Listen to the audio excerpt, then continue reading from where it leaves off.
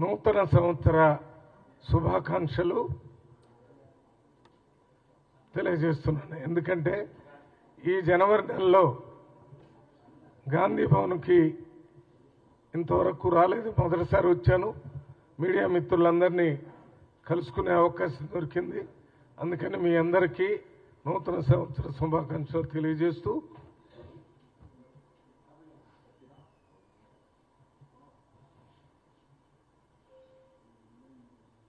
ఈ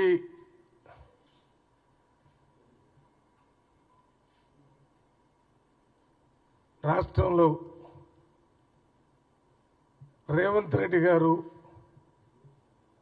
ముఖ్యమంత్రిగా అయిన తరువాత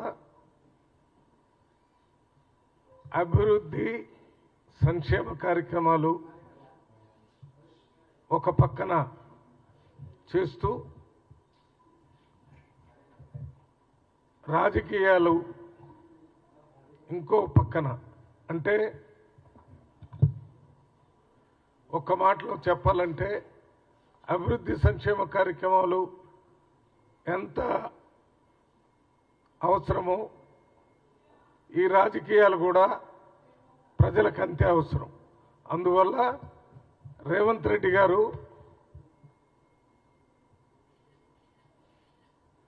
సవ్యసాచిలాగా, సవ్యసాచి అంటే ఒకేసారి రెండు చేతులతో యుద్ధం చేసేటటువంటి వ్యక్తి అర్జునుడు కాబట్టి ఆయనకి సవ్యసాచి అని ఒక పేరు ఉంది.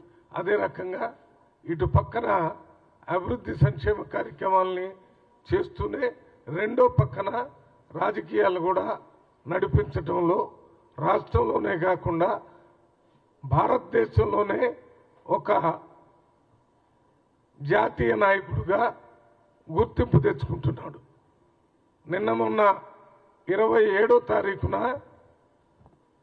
ఇండోర్ దగ్గర మోవా అని అంబేద్కర్ గారు పుట్టిన ఊర్లో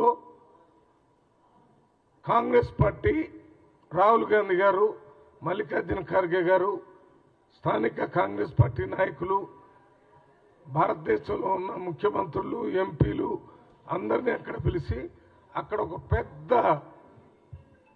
మెగా పబ్లిక్ మీటింగ్ పెట్టారు.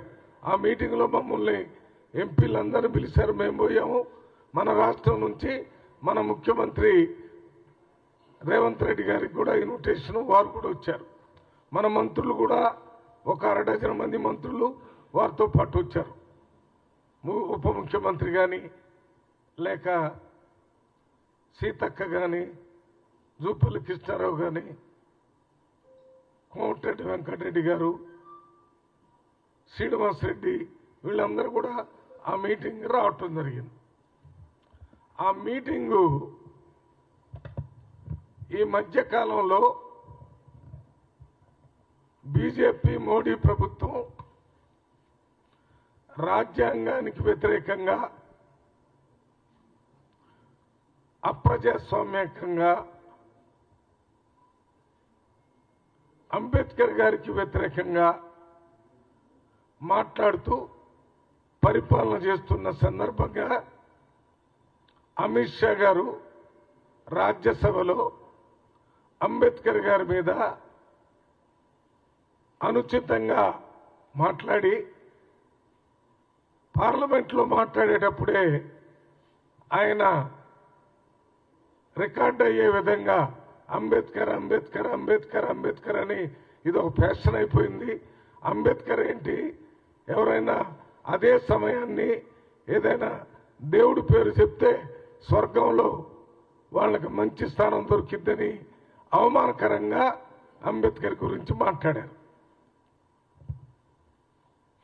దానికి వ్యతిరేకంగా Congress party leader of opposition Rahul Gandhi గారి నాయకత్వంలో, leader of opposition Rajya Sabha Mallikarjuna గారి నాయకత్వంలో దాదాపు వారం 10 రోజులు పార్లమెంటు జరగకుండా దీనికి సమాధానం చెప్పాలని చెప్తే ప్రధానమంత్రి కానీ, హోమ్ మినిస్టర్ కానీ దీనికి సమాధానం చెప్పకుండా ఈ నిరసన చెప్పే కార్యక్రమాన్ని కూడా వ్యతిరేకించడానికి ప్రయత్నం చేసి ఇంకా ఎక్కువగా అంబేద్కర్ గారు రాజ్యాంగానికి వ్యతిరేకంగా పరిపాలన కొనసాగించి పార్లమెంట్లు కూడా కొనసాగించారు. ఆ సందర్భంగా మొత్తం భారతదేశంలో అన్ని రాష్ట్రాల్లో మీటింగ్లు జరిగినాయి. నిన్న మొన్న ఈ అంబేద్కర్ గారు పుట్టిన ఊరు మోవాలో ఇండోర్ దగ్గర ఓ పెద్ద మీటింగ్ పెట్టి జై బాపు, జై అంబేద్కర్, జై సంవిధాన్ అని ఈ మూడింటి మీద మీటింగ్ పెట్టి ఆ మీటింగ్లో మరి రేవంత్ రెడ్డి గారిని కూడా మొన్న మాట్లాడాలని కోరటం జరిగింది. వారు మాట్లాడేటప్పుడు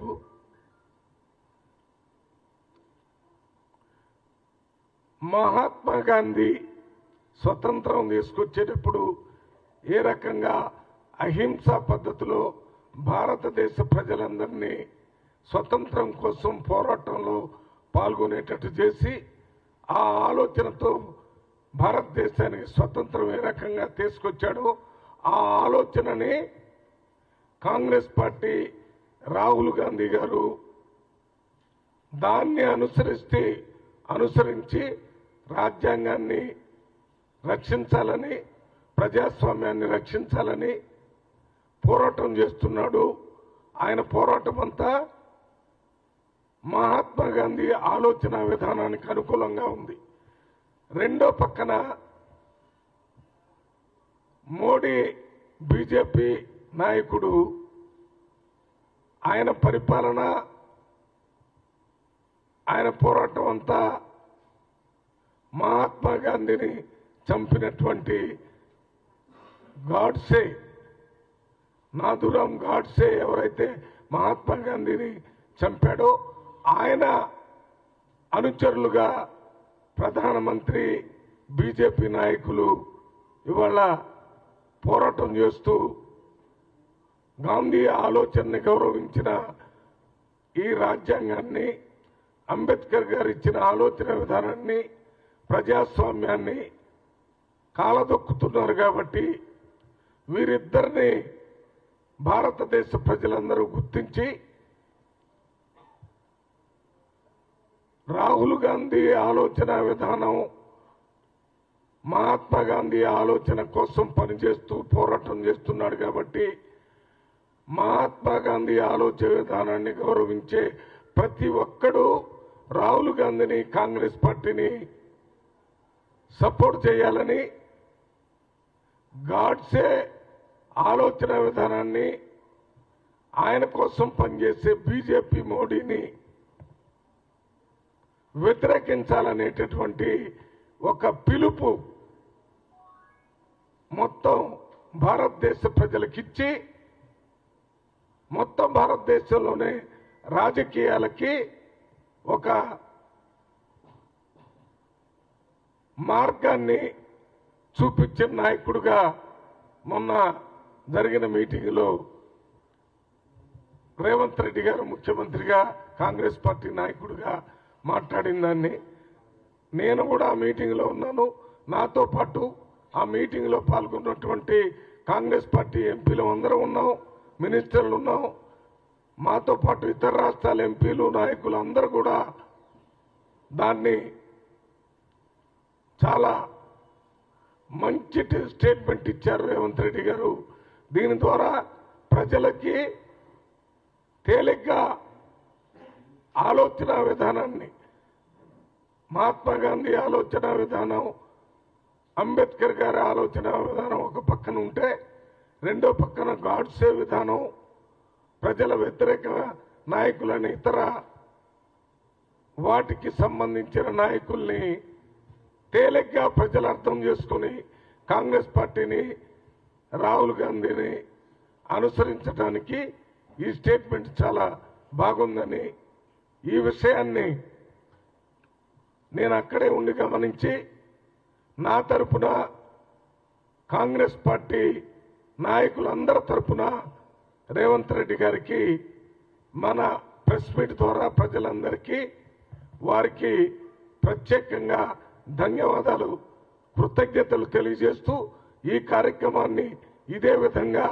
ఇంకా ముందుకు తీసుకొని పోయి రేపు జరిగేటటువంటి పార్లమెంట్ ఎన్నికల్లో కాంగ్రెస్ పార్టీని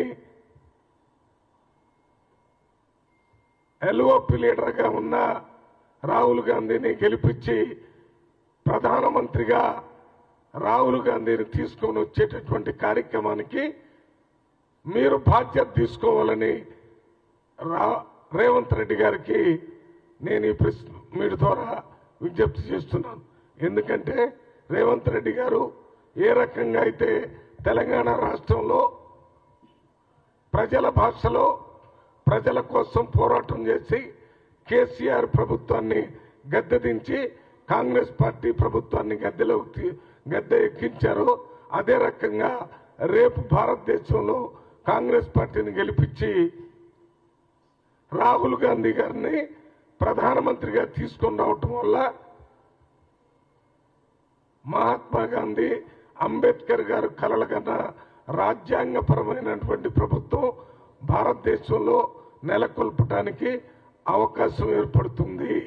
రాహుల్ గాంధీ గారు భారత్ జోడో యాత్ర, భారత్ జోడో న్యాయ యాత్ర, అంతేకాకుండా లీడర్ ఆఫ్ అపోజిషన్ గా కాంగ్రెస్ పార్టీలో ఉన్న 100 మంది ఎంపీలనే కాకుండా ఇండియా కూటమిలో ఉన్నటువంటి 230 మంది ఎంపీలు కూడా కలుపుకొని ముందుకు పోతున్నటువంటి సందర్భంలో మరి రేవంత్ రెడ్డి గారు మాట్లాడినటువంటి మాటలు ప్రజల్లో ప్రకంపనలు పుట్టించి ప్రజలు మొత్తం భారతదేశంలో 2 గ్రూపులుగా ఏర్పడి ఒక గ్రూపు రాహుల్ గాంధీ మహాత్మా గాంధీని సపోర్ట్ చేసే కాంగ్రెస్ పార్టీ గ్రూపు, రెండో గ్రూపు బీజేపీ పార్టీ, అదే రకంగా గాడ్సేని బీజేపీని మోడీని సపోర్ట్ చేసేటటువంటి వాళ్ళగా ఏర్పడి మరి ప్రజలందరూ కూడా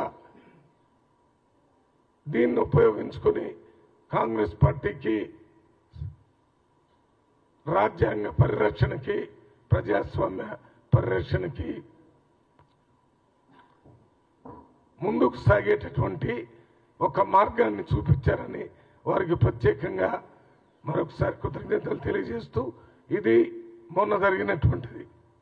ఇక రాష్ట్రంలో కాంగ్రెస్ ప్రభుత్వం వచ్చిన తర్వాత సంక్షేమ కార్యక్రమాలు